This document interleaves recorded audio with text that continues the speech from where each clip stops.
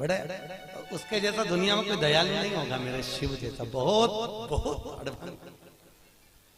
अच्छा, सबसे ज्यादा आनंद आता है ना हरतालिका तीज के दिन, तुम देख लो, भगवान भला करे ऐसो आनंद आए। इतनी बड़ी थाली में केला के पत्ते के ऊपर बालू रेत का शंकर जी बनाए और पूरे मोहल्ले की माताएं थाली भर भर के सामान लाए और ऐसी पल्लू ले लेके माताएं ककड़ी, भुट्टा, नरियल सब शंकर जी पे, बेल पत्ती, पत्ता पत्ती, धतूरा, सारा सामान शंकर जी पे और सब सामान, और शंकर जी ऐसा दबा दबाया बैठा।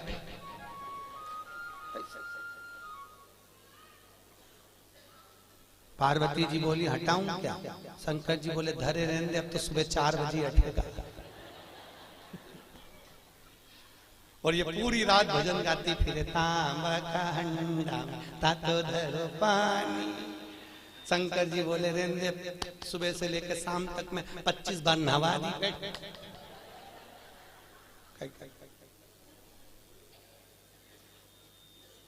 और बोलती जा, नींद आए भोला नवा के देऊंगी।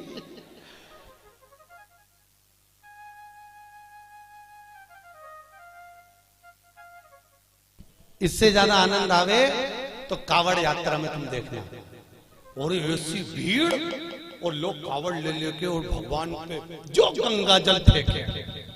जो यहाँ की कावड़ तो हमने नहीं देखी कि यहाँ पर पानी कैसे चढ़ाने देते हैं, पर काशी में तो ऐसी भीड़ आती है और गंगा जली ले लेके पानी भगवान शंकर पे फेंकते, और कहीं कहीं का तो गंगा जली। और पार्वती जी माँ पीछे कांच में बैठी, और बैठी बैठी के भोलेनाथ जी क्या स्थिति है। शंकर भगवान बोले आन दो, अपन तो बैठे।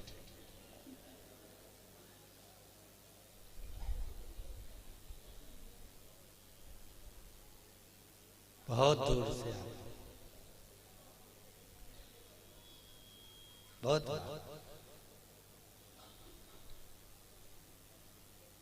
और आनंद इतना रहे ना हरतालिका तीज के दिन, माताएं दो सुबेरे से लेके 12:30 बजे तक बहुत अच्छी दिखती है। सुबह से दोपहर के 12:30 बजे तक, 12:30 के बाद तो पलंग पे मिलती पट्टा बांध के।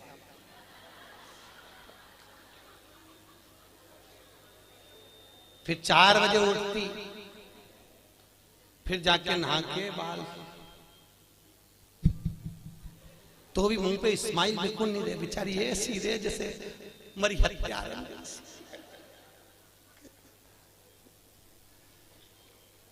और फिर भी फोन लगा के पूछते थे, चाची जी पंडित जी कितनी बजे आएगा, पंडित जी कितनी बजे आएगा। और पहली पूजन पे चाय पी गई, पहली पूजन के बाद। हमने पूछा माता जी इसमें तो लिखा है कि दूध पिए तो बिल्ली बने, सोए तो अजगरी बने, बोले तो मेंढकी बने, तो तू तो चाय पी रही, किताब में चाय का नहीं लिखा। हमने फिर डबल से पढ़ी हरतालिका तीज की किताब, तो हमने देखा वास्तव में हमें चाय का नहीं था। माता इतनी चतुर, जो चीज का नहीं लिखे वो निपटा जा रहा है। इसलिए किताब छापने वाले ने भी अच्छा करा, सब चीज लिख दी। सोए तो ऐसा, दूध पिए तो ऐसा, बेचारे को नहीं मालूम होगा कि चाय भी चलेगी, तो वो भी लिख देता।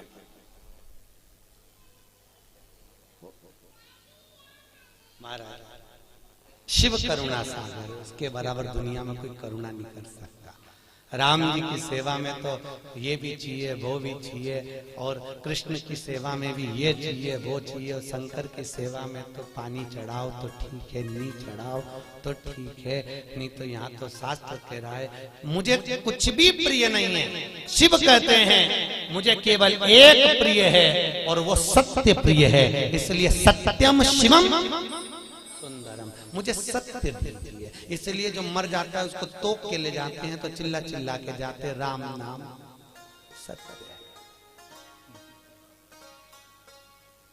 दुनिया के लोग इसलिए चिल्ला के ले जाते हैं कि इसको स्वीकार कर लेना, इसी ने सत्य बोला है, हम तो यूं ही झूठे ला रहे। हमारा काम तो इकट्ठा करके तुम्हारे यहाँ छोड़ना।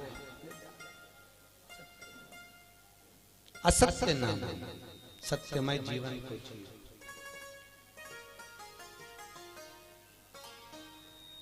यहाँ पर इंदौर से माताएं कथा सुनने आ रही हैं। कल उनके मिस्टर से मैंने उनके बेटे से बात करी थी। आप क्या पेशा है, आपका सर्विस क्या है आपकी? कई इंदौर कोर्ट में हम वकील हैं। ठीक है,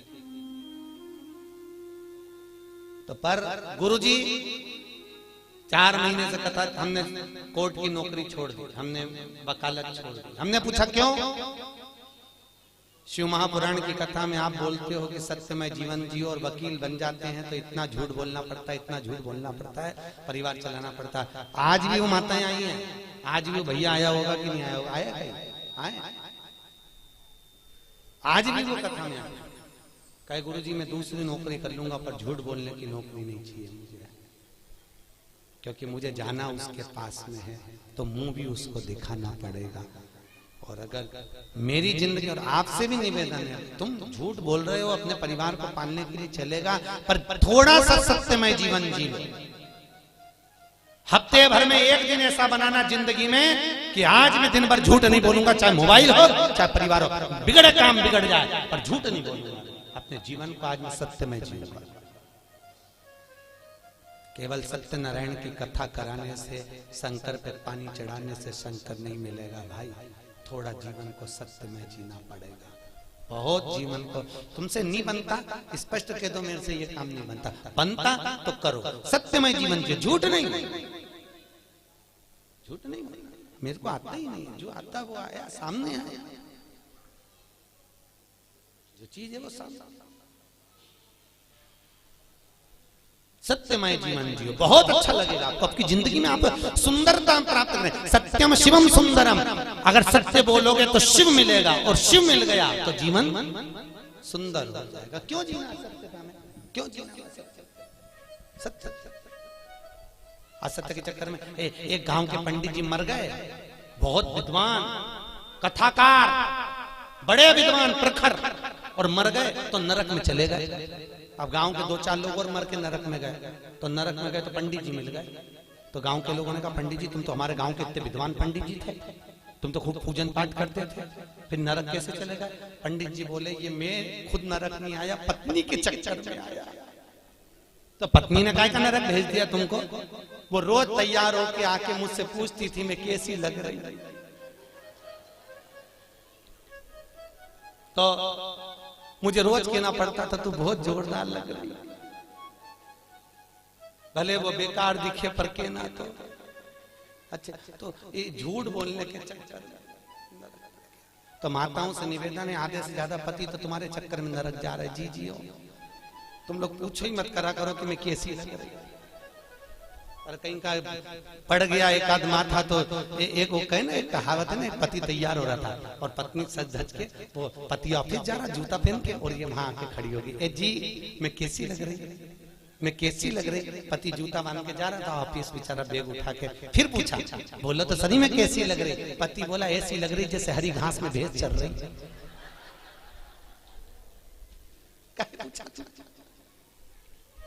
पूछा ही क्यों? भगवत तत्व की शरणागति है महाराज। जीवन में थोड़ा सत्यमय जियो, सत्यम शिवम। अच्छा, बहुत मस्त कथा कह रही है। भूत बावन भूतेश्वर भोलेनाथ ने ब्रह्मा जी को श्राप दिया। देवताओं ने मिलकर ब्रह्मदेव के लिए आदर करा, भगवान शंकर की पूजन करी। भगवान शिव ने कहा नारायण ये ब्रह्मा जी का सिर कटा है, ब्रह्मा जी के कटे हुए सिर से बट वृक्ष उत्पन्न होगा। कौन सा वृक्ष? बट वृक्ष, बड़ का पेड़। और इस बट वृक्ष के नीचे कोई देवता की पूजन नहीं होगी, होगी तो केवल पितरों की पूजन होगी। और मैंने इस ब्रह्मा के मुख को बड़ का पेड़ बनाया है, इसलिए मैं इस पेड़ के नीचे विराजमान रहूंगा। मेरा नाम वटकेश्वर महादेव रहेगा। कौन सा महादेव? वटकेश्वर। यहां पर भी होंगे बटकेश्वर महादेव कहीं ना कहीं। महाराज बड़केश्वर महादेव, जो घर में चिड़चिड़ापन रहता है, क्रोध रहता है, झगड़ा होता है, क्लेश मचा होता है, घर में शांति नहीं रहती, तो बड़केश्वर महादेव के मंदिर में जो जलाधारी होती है, उस जलाधारी में अपना नाम और गोत्र बोलकर बेलपत्री की डंडी को फंसाकर उसमें 1 लोटा पानी और दूध चढ़ाकर आ जाइए, घर में शांति हो जाती है, कभी क्लेश नहीं मचेगा। सोमवार की अष्टमी के दिन ये क्रम किया जाता है। कौन से दिन? जम के बोलिए। सोमवार की अष्टमी, बड़केश्वर महादेव के मंदिर में। बड़केश्वर शिव को भगवान ब्रह्मा का मुख बड़का हो गया। समय आया, ब्रह्मा जी ने सृष्टि की रचना आगे बढ़ गई। भगवान विष्णु ने ब्रह्मा जी से कहा, ब्रह्मदेव सृष्टि की रचना करिए। शंकर जी से पूछा, ब्रह्मा जी ने सृष्टि कैसी रचना है? भगवान भोलेनाथ ने अपना अर्धनारेश्वर स्वरूप का दर्शन दिया।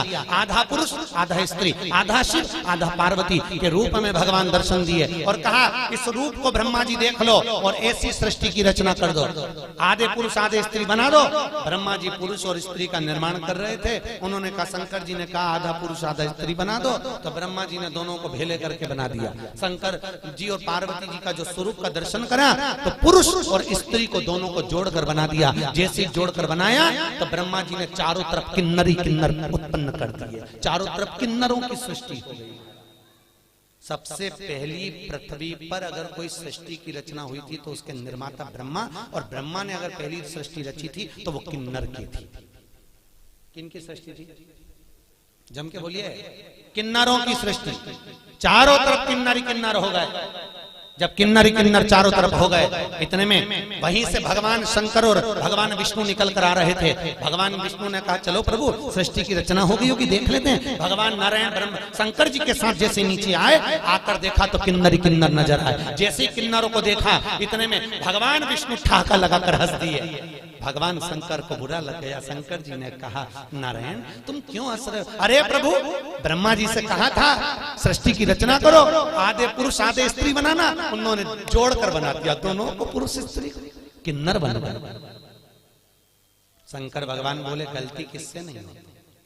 ब्रह्मा से गलती हुई है तो सबरेगा सुधरेगा, पर ब्रह्मा जी से गलती हुई है, पर भगवान नारायण तुम इन किन्नरों पर हंसे हो, तुम्हें भी पृथ्वी पर जाकर किन्नर बनना पड़ेगा। किसको? जम के बोलिए। भगवान नारायण, तुम्हें पृथ्वी पर जाकर किन्नर बनना पड़ेगा। भगवान विष्णु ने क्षमा मांगी, प्रभु क्षमा कर दी। नहीं, शंकर जी बोले, आप हंसे हो इन किन्नरों पर, तो तुमको किन्नर तो बनना पड़ेगा। और याद करो वो चरित्र, जब भगवान विष्णु किन्नर बने थे। कथा सुनी होगी आपने महाभारत की, कि द्रौपदी को जब लेकर आए अर्जुन, और अर्जुन जब द्रौपदी को लेकर आए तो माता कुंती ने भोजन बनाते बनाते कह दिया, 5 बांट लो। अर्जुन ने कहा, द्रौपदी मेरी माँ ने कहा है तुम्हें 5 पतियों की पत्नी बनना पड़ेगा। द्रौपदी ने कहा, बन जाऊंगी, पर शर्त एक है, एक एक पति के साथ में 1-1 साल रहूंगी, और मेरे पति के कमरे में अगर कोई दूसरा पति आ गया तो उसको 5 वर्ष के लिए बन जाना पड़ेगा। अगर आप मंजूर करते हो तो मैं 5 पतियों की पत्नी बनने को तैयार हो जाता। द्रौपदी ने 5 पतियों के साथ में फेरे लिए, रहने लगी। आज भीम के साथ में द्रौपदी रह रही थी, और भीम के साथ द्रौपदी रह रही, और इतने में अर्जुन के पास में एक ब्राह्मण आकर बोला, अरे महाराज मेरे बच्चे को शेर उठा कर ले गया, बचाइए मेरे बच्चे को। और इतने में अर्जुन गया, मेरा गांडीव कहाँ है? गांडीव तो भीम के कमरे में था। और अर्जुन गया और भीम के कमरे से गांडीव लेकर आ गया, और लेकर आया, बच्चे को बचा लिया। पर द्रौपदी हाथ जोड़कर खड़ी हो गई, तुम्हें 5 साल के लिए बन जाना पड़ेगा। अर्जुन 5 वर्ष के लिए बन चले गए। नागों की कन्या उलूपी के साथ में अर्जुन ने शादी कर ली। अर्जुन का एक लड़का हो गया जिसका नाम था अरावण। क्या नाम था? जम के बोलो। अरावण। क्या नाम है? अरावण। अर्जुन का लड़का हो गया। अर्जुन वापिस आ गए। जब कौरव और पांडवों का युद्ध चालू हुआ तो कुरुक्षेत्र की भूमि, युद्ध की भूमि को प्रसन्न करने के लिए चंडी को प्रसन्न करना था, और चंडी को प्रसन्न करने के लिए नियम था कि जब युद्ध प्रारंभ होगा तो दोनों तरफ से परिवार में से एक एक बलि देना पड़ेगा किसी व्यक्ति की।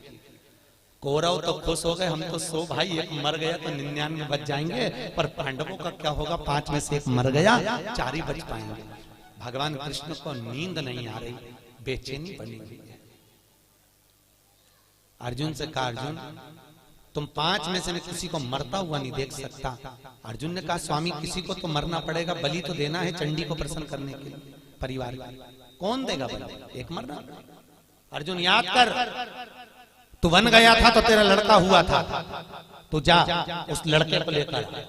अर्जुन गया वन में, जब तक लड़का बड़ा हो गया था रावण, उसको लेकर आ गया। रावण, हमें युद्ध में तुम्हारी जरूरत है। उसने कहा, पिताजी चिंता मत करो, मैं तुम्हारे लिए प्राण देने को तैयार हूं, मरने को तैयार हूं। रावण आया, भगवान द्वारकाधीश ने कहा, रावण तुम कहते हो कि मैं प्राण देने को तैयार हूं, तुम्हारे प्राण चाहिए। रावण कहता है, युद्ध के मैदान में मैं मरने को तैयार हूं दादा, मैं मर जाऊंगा। भगवान कृष्ण ने कहा, युद्ध के मैदान में तुमसे युद्ध नहीं लड़वाना, चंडी को प्रसन्न करने के लिए कौरव और पांडवों में से एक एक बलि जाना है। कौरव अपने भाई की बलि दे रहे हैं तो हमको तुम्हारी बलि देना है। रावण कहता है, दादा मरने को तैयार हूं, परंतु एक दिक्कत है। क्या? अगर मैं कुंवारा मर गया तो ना तो मुझे पिंड मिलेगा ना मुझे तर्पण मिलेगा। 16 सनात का भोजन कभी कुंवारे मरे हुए व्यक्ति को प्राप्त नहीं होता, जो कुंवारी अवस्था में मर गया। ना तो मुझे पिंड मिलेगा ना तर्पण मिलेगा। मैं आहूत बन जाऊंगा, मैं वासुक बन जाऊंगा, मैं फिरता फिरूंगा प्रेत योनि में, मेरी मुक्ति नहीं होगी। एक काम करिए, मेरी शादी कर दो, फिर मैं मर जाऊंगा। भगवान ने कहा, अर्जुन देखो, कल इसकी बलि चढ़ना है और एक रात के लिए इसकी शादी करना है, जल्दी लड़की ढूंढो। पूरे हस्तिनापुर में लड़की ढूंढी पर लड़की नहीं मिली। रात्रि के 11 बज गई, कन्या प्राप्त नहीं हुई। भगवान को चिंता लग गई, अगर इसका विवाह नहीं होगा तो ये मरेगा नहीं, और मरेगा नहीं तो बलि कौन की चढ़े। तो भगवान कृष्ण को याद आया कि मुझे शंकर जी ने किन्नर बनने का श्राप दिया था। शंकर भगवान के वचन को निभाने के लिए भगवान एक रात के लिए उस रावण के पत्नी बन गए। आज भी किन्नरों की शादी होती है एक घड़े से, एक रात का विवाह होता है उनका। उस घड़े का नाम रहता है आरावन। क्या नाम है? किन्नरों के पति का नाम है आरावन। उस घड़े से विवाह होता है, फिर घड़े से ही वो मांग भरते हैं, घड़े से ही मंगल सूत्र पहनते हैं। इसलिए हमारे यहाँ किन्नर मांग भी भरते हैं, मंगल सूत्र भी पहनते हैं, हाथ में चूड़ी पहनते हैं, पाँव में बिछूड़ी पहनते हैं। तो कई लोगों के मन में आता है इनका पति कौन है? इनका पति आरावन। एक रात्रि का विवाह किया जाता है इनका, एक रात्रि। और उस आरावन का विवाह भगवान द्वारकाधीश के साथ में हुआ। किन्नर भगवान को बनना पड़ा, प्राण छूटे उस आरावन के। भगवान फूट फूट कर रोए। भगवान ने ये लीला शिव जी के वचन को निभाने के लिए। किन्नर शास्त्र कहता किसी पर मत हंसो जिंदगी में कभी भी। ना जाने कौन सी घड़ी, किस पल, किस जगह, किस स्थान पर हम हंस दिए और वो बुरा बुरा हो गया। ना हंसिए। अपने को प्रसन्न रहना है, अपनी जगह पर रहिए। अपने को अलमस्त रहना, अपनी जगह पर रहिए। पर किसी को देखकर, किसी को उंगली उठाकर, किसी की ओर निगाह कर कर हमारे चेहरे पर प्रसन्नता का भाव नहीं होना चाहिए। उसको ना जाने कब ठेस पहुंच जाए। प्रसन्न भाव बहुत।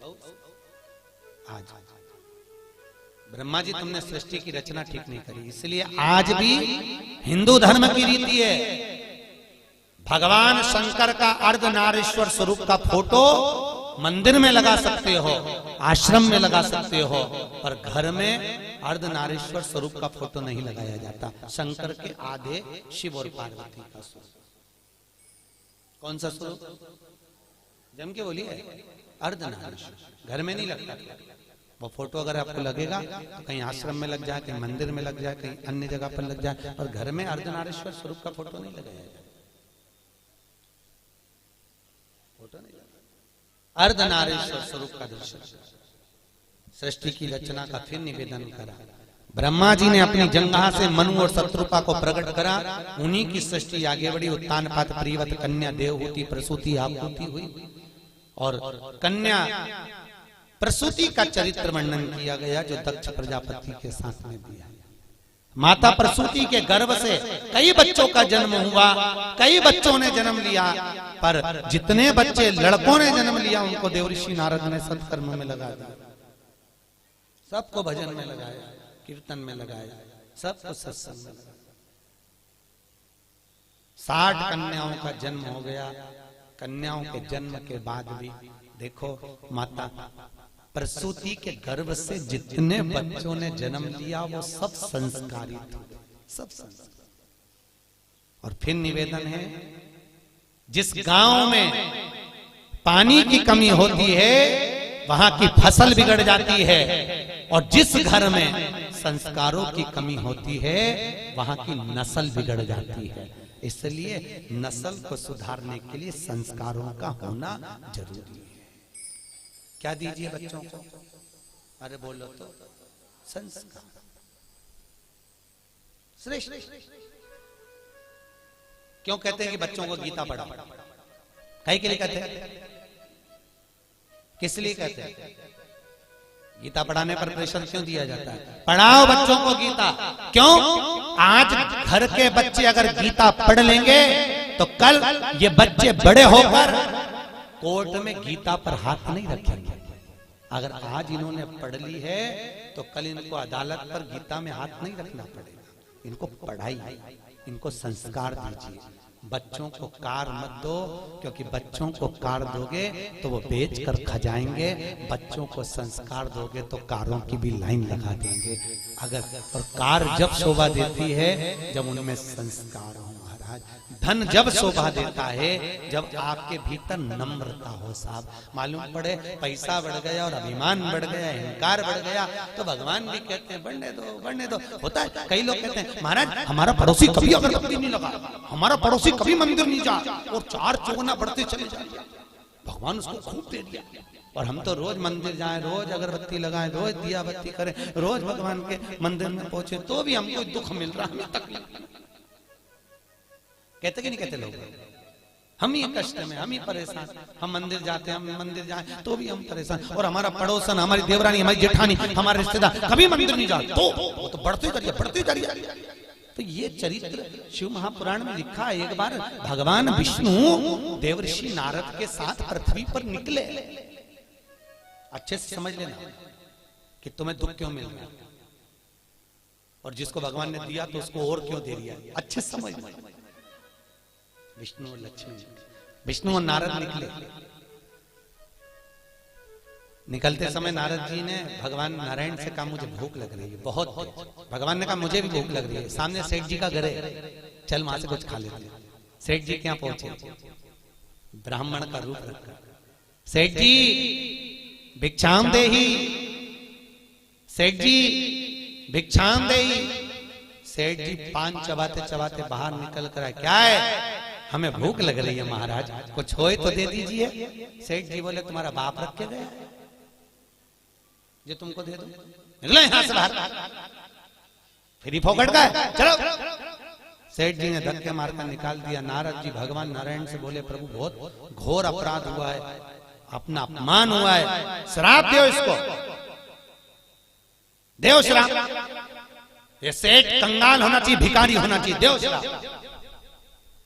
भगवान नारायण ने पीछे मुड़कर देखा, दोनों हाथ उठाकर कहा जा 4 चौगनी लक्ष्मी और बढ़े, तू और करोड़पति बनता चले जा, और धनपति बने।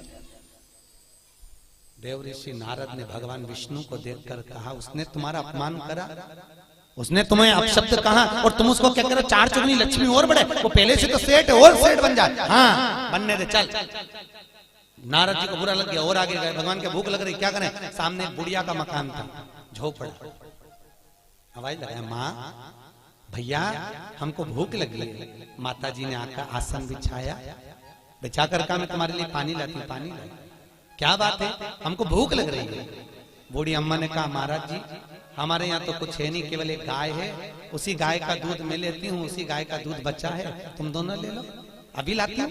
गौ माता का दूध लाकर भगवान नारायण और नारद को दिया, दोनों ने पिया, पीकर चले। नारद जी ने कहा कितनी अच्छी माता है, कितनी सेवा करिए प्रभु, इसको आशीर्वाद दीजिए, खूब आगे बढ़े। बेचारी के यहाँ कुछ भी नहीं है, केवल एक गाय है, केवल एक गाय, आप आशीर्वाद दीजिए। भगवान ने पीछे पलट कर देखा, दोनों हाथ उठाकर भगवान विष्णु बोले, जा तेरी गाय मर जा, जा तेरी गाय मर जा।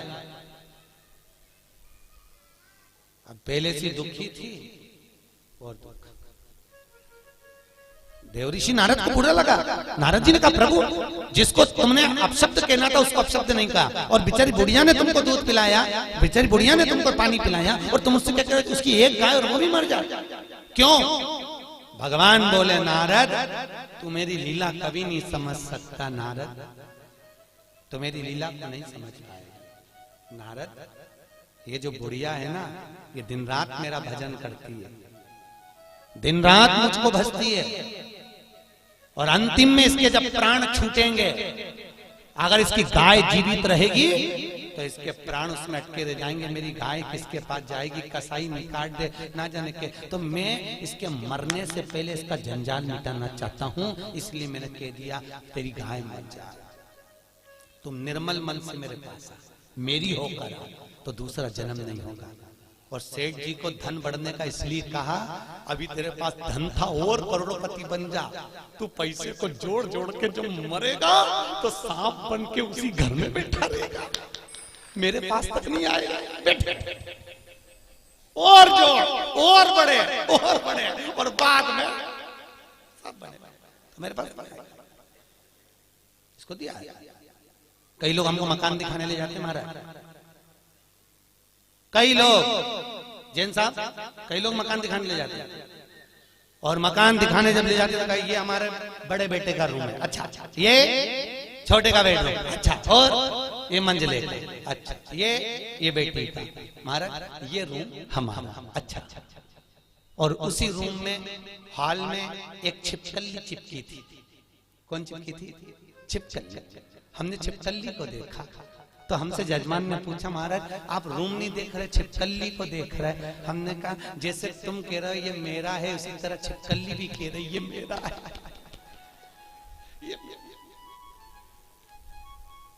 ना जाने कौन तुम्हारे परिवार का, तुम्हारे कुल का, मेरा कहते कहते मर गया तो छिपकली बन के अभी भी नहीं छूट रहा, इसलिए मैं चिपकी हुई है। उसको 25 बार भगा फिर आ जाता, मेरा घर मेरा घर। अब बताओ आप में से कौन कौन छिपकली बनना चाहता है?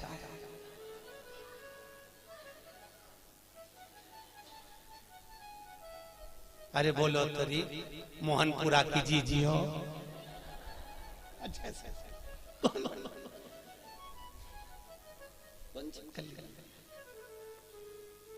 कभी मत कहो कि मेरा है। क्या लाए थे क्या? ले जाओगे मुट्ठी बांधे आए हाथ पसारे, जाओगे सब धरा रह जाएगा, एक से बढ़कर एक साड़ियां फाल पी को लगी की लगाई।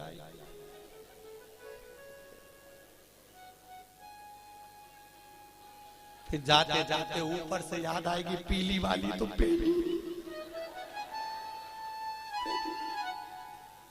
तुम्हारी पीली रह गई। और यमराज से कहोगे मुझे 3-4 दिन और जिंदा कर दे, मैं पीली पहन लूं फिर मर जाऊं।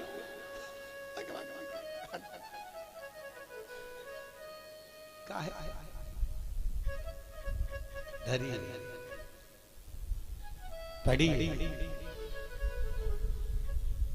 और जाएगा जब यहाँ से कुछ भी ना पास होगा, 2 गज कफन का टुकड़ा तेरा लिबास होगा, केवल 2 गज और कुछ नहीं।